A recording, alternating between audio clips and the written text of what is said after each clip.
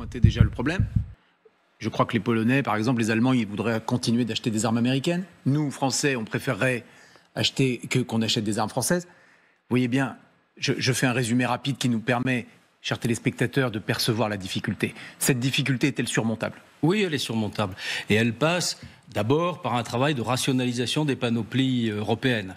On dépense quand même 442 milliards d'euros et 326 milliards d'euros dans l'Europe, à 27.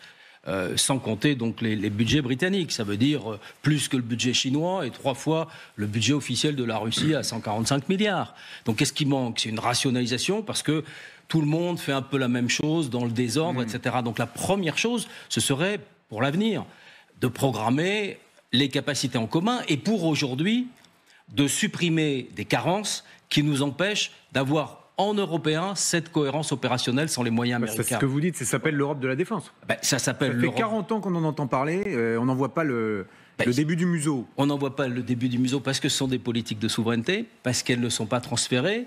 Il faut espérer que les moyens que vous évoquiez, du Fonds européen de défense, multipliés bien sûr, ou la possibilité de faire appel à de l'emprunt, ou ce qui commence à se faire, desserrer un certain nombre de contraintes d'un point de vue discipline financière et budgétaire. Ursula von der Leyen propose qu'on exclue les dépenses militaires du calcul du déficit des États membres. Certains le demandent depuis plus de 10 ans. Mais là, c'est la présidente de la Commission qui dit faisons-le. Donc, voilà. C'est une avancée.